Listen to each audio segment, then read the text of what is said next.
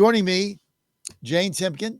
Jane is state senator from Ohio. She is also national committee woman from the great state of Ohio for the Republican National Committee, of which I will see her at the RNC winter meeting in, let's see, where is it? Iceland? No, it's in Santa Barbara. As soon as I heard it was there, Ann's like, are we going to that? Santa Barbara in January? I think so. I think we'll find a way to get there. Have to twist a few arms to get invited. I'm not doing media, Jane. There's no media. I'm just going as a guest. Okay, good. It'll be fun. I'm looking forward to it. You. I'm going. Going to see the Jane Meister. So, Jane, good to have you with us, as always. Thank you. Merry Christmas to you and your family. Merry Christmas. Merry Christmas. All right. Jane Meister. Now, President Trump's speech last night. Break it down. What did you think? Well, it could have been a little bit. I think President Trump needs to really get out and start talking to regular folks like he did on the campaign. I think that I sense he's frustrated. I think he's working tirelessly for the American people. I think that he's frustrated that the Democrats have adopted this affordability criticism when they're the ones that caused the inflation problem. I think his message last night was Biden broke it. President Trump's going to fix it. We really just need, unfortunately, these things take time to right the economy. As JD Vance said, it's like turning a major ship. And this is going to take a little bit of time. I think 2026 is going to be pretty good. Look, I always say gas prices are down. I think gas prices at my pump are down 50, 60 cents from a year ago, which is incredible. And that means extra money in people's pockets. So I think that I sense some frustration by President Trump, but he'll get through it. He always does. And he works so hard for the American people. And I'm grateful that he's in the White House and he's going to really work to make sure that American jobs are created, that our economy is booming, that people can afford to fill up their gas tanks and heat their house. Jane, one of the unique things about you is your ability to relate to the average person. That's really a unique trait that you have in both the political world and the RNC world, is your ability to talk to people and relate to them. Thank you. It's why I have you on, and you relate to me, you relate to our audience. You're very unique in this way. That's why you're a state senator, and as you know, I supported you when you ran for U.S. Senate, and I hope you do that again. I think you're eventually going to be successful. So you have that ability to talk to all walks of life, and you're very relatable because you care, you show empathy. I'm kind of getting the feeling that you thought the address last night might have been a little too hard-edged and didn't really perhaps resonate with the working people right now and the younger people that we seem to be losing when you look at our string of losses, Jay. Yeah, I think President Trump is at his best when he's out talking to regular people. And, we saw him go to Pennsylvania. I hope he gets out on the road and starts doing more. I would love to see him at a McDonald's again and at the gas pump. That's what he should be doing. Talking about, how great of a job he did because now your gas prices are cheaper. That's what I would have him doing.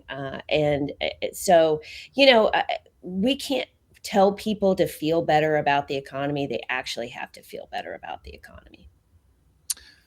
I thought, yes, I was glad that he mentioned the word affordability last night without calling it a hoax, which I thought when he did that in Pennsylvania was probably not the best choice of words, to put it lightly, because people are hurting and they're feeling the pinch. Prices are not down. Some are, a lot aren't. But there is an economic unease when people feel uncertain or anxiety about their economic future, that's when you are going to get punished at the polls, without a doubt. And that anxiety is out there. How do we change that between now and November? Well, I think things are going to change. The one big beautiful bill is going to kick in when people start to fill out their tax returns.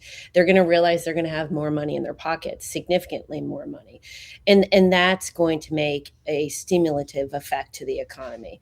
And so we'll see that. We'll also see the result of President Trump's deregulatory actions, which should continue.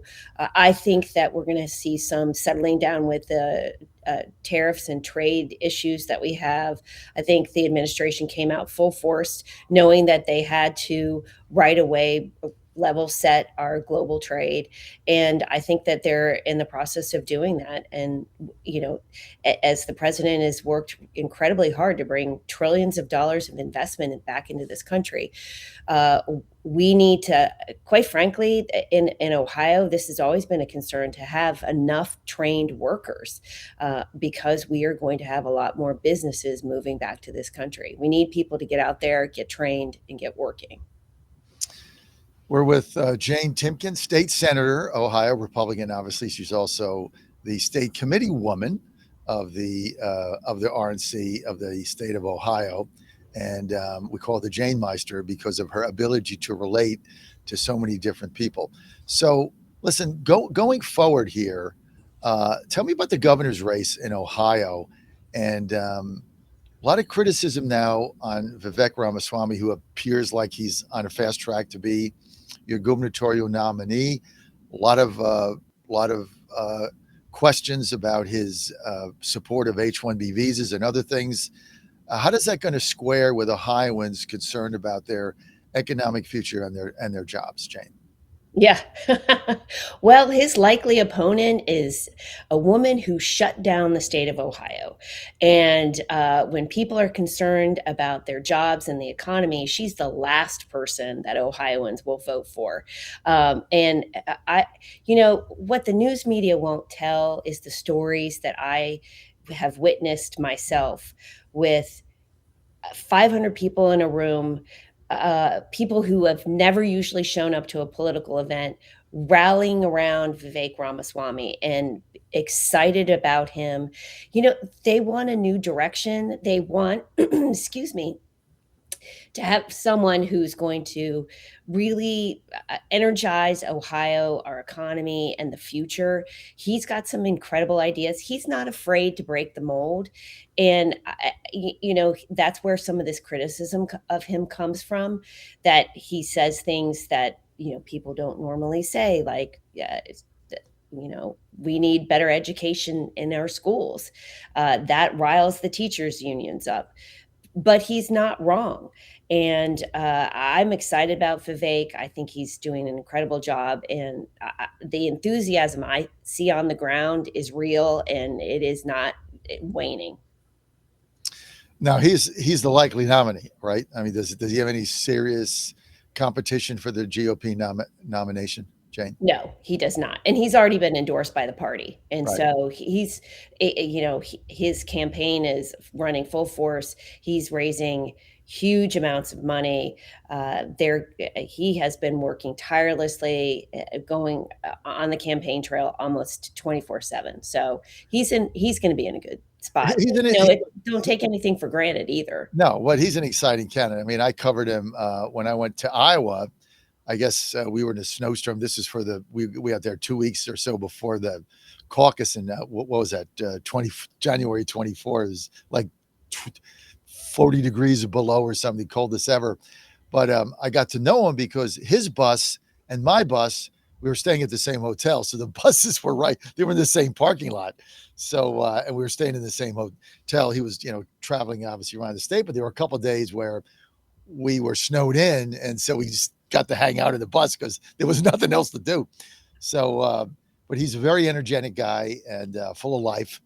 I think he's going to be a very very transformational governor. So I do hope he wins. And as you say, Jane Timken, you can't take anything for granted. Now I want to get to what you thought yesterday of the president's 1776 bonus to military families and where you think we're going with a potential $2,000 tariff rebate. The Jane Meister. Yeah, well, I think that just shows where President Trump's heart is. It's to our military, the people who serve our country, who are willing to lay down their lives for their fellow citizens. And so I think that our military deserves it. We've seen over the years, the Democrats really they claim to be patriotic, but I don't see them supporting our police and our military as much as President Trump. And I think we saw the Trump accounts for new babies, which is exciting, and what the Dell family has done. That's think about the compounding effect of that money when a kid who's born today is going to turn 18, and so I'm excited about that. And then we'll see. I hope that money goes to people who actually really need it. Unfortunately, we've seen a lot of fraudsters take advantage of our systems in this country. And quite frankly, I'm tired of it. I think it's abusive.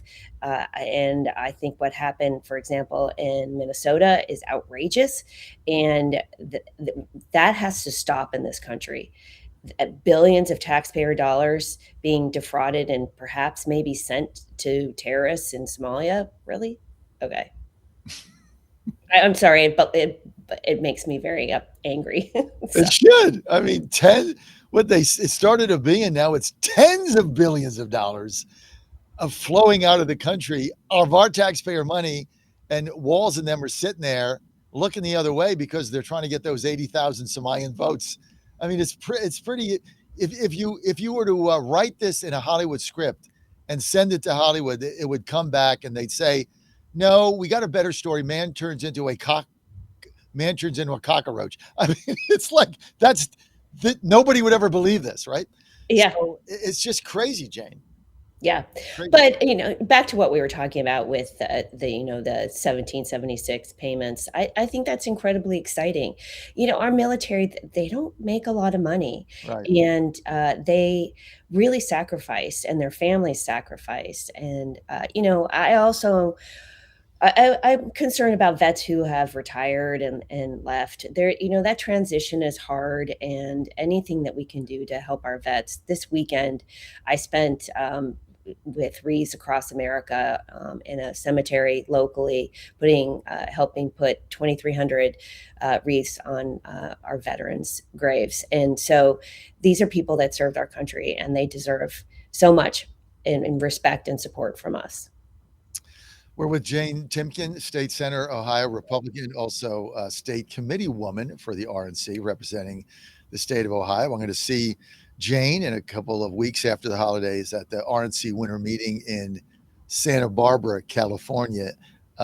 Great place to have a winter meeting, I tell you that. As soon as I told Ann that, she's like, "When is that?" Normally she's like, "I'm not going to that." When is that? Yeah. Santa Barbara, yeah, one of the most beautiful places on earth, especially in the winter. No I doubt. have never been. Oh, you're gonna love it. The pier there is unbelievable. I forget when I was there, but because I used to work at the Orange County Register way back in the day, and I remember going to Santa Barbara on the train several times. It's just a wonderful, wonderful town. So you're really going to enjoy it. And the hotel that you were staying at is right on the beach there, right on the water. So it's going to be awesome. So Jane, look, I spent 2 weeks in Indiana. Much to my chagrin, we couldn't even carry the Republican Indiana Senate conference for gaining 2 seats. So basically, 21 out of our 40 U.S. State senators in Indiana voted to give the Democrats 2 more seats in the House in order to ensure their victory over the Republicans in 2026. I mean, what, Jane? I had to just ask you. And I spent 2 weeks there. I couldn't believe it. I just Yeah. couldn't believe it. The problem is Republicans, we tend to respect the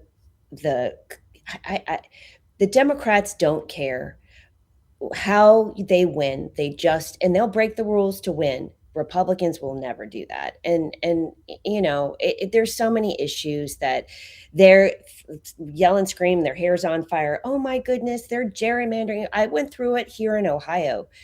The screaming and yelling when I was serving on the redistricting commission and co-chairing the redistricting committee was outrageous. But they go into California and wherever else, and they will do and take whatever it is to keep their power. And so Republicans need to be smarter. I know in Ohio, some people may or may not have been very happy about our process in Ohio, but guess what? We have the potential to pick up 2 new seats.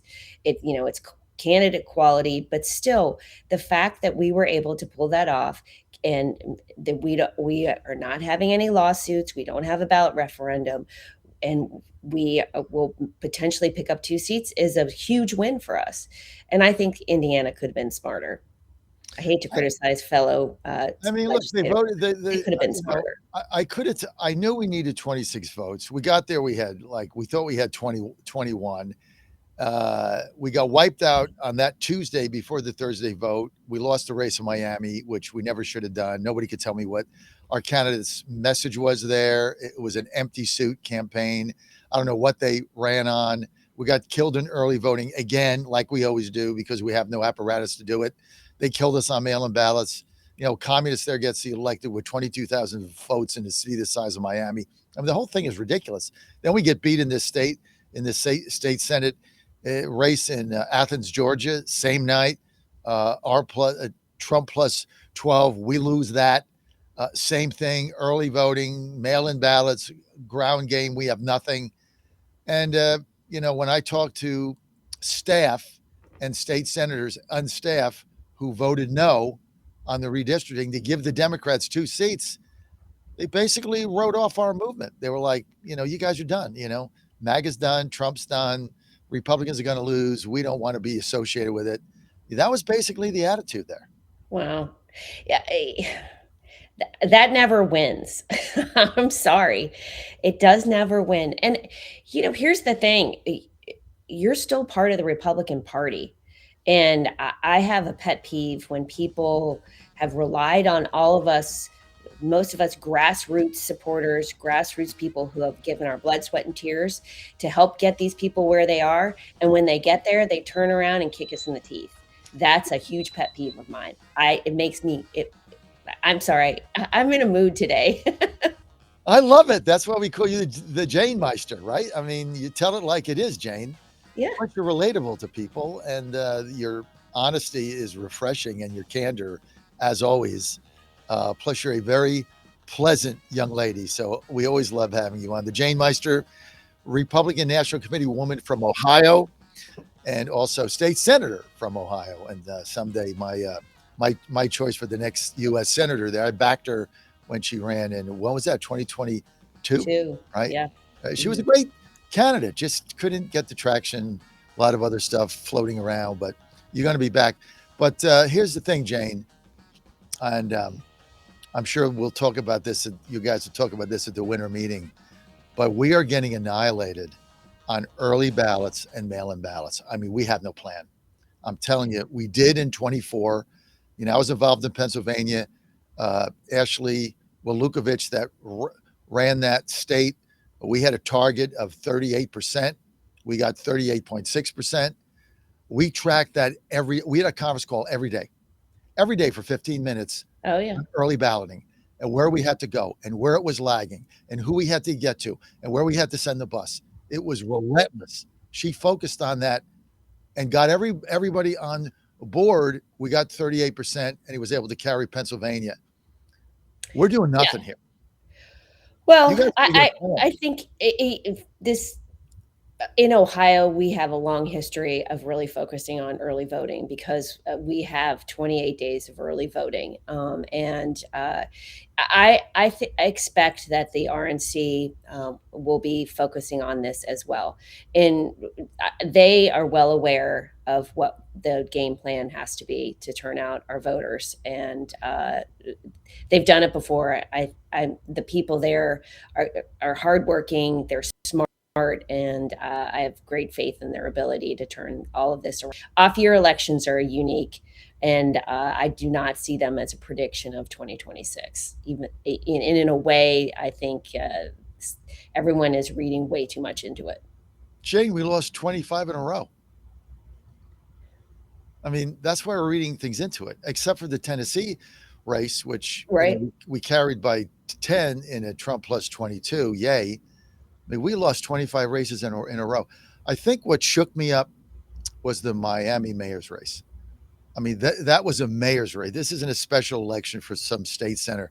This is a mayor's race, and in a county that Trump won with a Republican majority in Dade County, and we lost. We had no message. We had no early voting plan, and a left wing radical gets elected mayor of Miami. This has got to be a wake up call. And Yeah, I don't disagree with you, and I think um, there's a certain sense of complacency in Republicans. We were fighting so hard in 2024 because things were so disastrous. I think we need to do a better job at pointing out how radical the Democrats are, how they are basically communist, which to some, a younger generation is a good term, which, you know, someone like me, it's outrageous, but we need to do a better job of saying, which direction do you want to go in this country? Do you want to go in the direction of a solid economy, one where you can start a business, you have your freedoms, you are safe and secure in your communities, or do you want to go back to the days when people were rioting everywhere, and we had economic uncertainty and we were weak on the world stage? Jane Timken, always great to have the Jane Meister on. Thank you for your refreshing candor. Wow, let me ask you the only question that really matters. You ready? National football collegiate champion. Who is it going to be? Ohio State. Go Buckeyes. Come on. You got to get past Georgia. But let me ask you something else, okay? You play to win, right, Jane? Oh You yeah. play to win, right? I Yeah. know you do. I know your family. I know you play to win. You guys run a business like and me and Ann do with stuff. So you got the ball on the 2 yard line. You've got a 4th and 1, Mhm. 2:30 to go, down by 3. You get a first down, 1 yard. You run out the clock. You get a touchdown. You win the game. You're the Right. number one team in the nation. Ryan Day decides to play for a tie, give the ball back to Indiana, even if he makes it, with 2.5 minutes to go and timeouts. What was the deal with that? Don't you play to win? Guys playing for a tie. I Am I right? I will just say I was screaming at the TV. It See, was that's why we love each other, right? You were yeah. screaming at the TV. I bet Ohio State. I couldn't believe it. I'm like, I'm gonna win this bet because he's gonna run. He's gonna get the first down. They couldn't stop your running back. The whole defensive line of Indiana was gassed, got their hands on their hips. You get a yard. You're at the 2.5. You run 2 plays. You get a touchdown. They have to call 2 timeouts. Now you're up by 4 with a minute to go, and maybe they got a timeout. You're gonna win that game. Yep. Yep. I know. I We know were, there's the Cotton Bowl, New Year's Eve. I'm we were looking both forward to screaming that. at we were both screaming at the TV. I can't believe I lost that bet. And I'm like, Ryan Day, see, this is why. This is like you're playing for a tie. You're the national championship. It's not like Who you're I James know. Madison, playing Alabama. I mean, you're like a 92-point underdog. You're the favorite. You're the champion. Get the yard. Win the game. Yeah. Well, I'm no football coach, but I tend to agree with you. Both of us screaming at the TV, the Jane Meister. Jane, people want to follow you. That was the only question that mattered. Jane, people want to follow you. Where do they go? At Jane Timken OH. All right, at Jane Timken OH. Jane, thanks for being with us. Merry Christmas to you, your family, and everybody in the Timken clan. And good luck to you. And I'll see you in January. I'll see you before that, but I'll see you in January at the winter meeting. Thank you for being Thank you. the Merry Jane Month. Christmas to Merry everyone. Christmas, Jane. Mark Mix. Ooh, we got a lot coming up, man. They're trying to kill right to work all over the place, but we got a plan. If you got Mark Mix, you know you got a plan. He's next. Stay with us.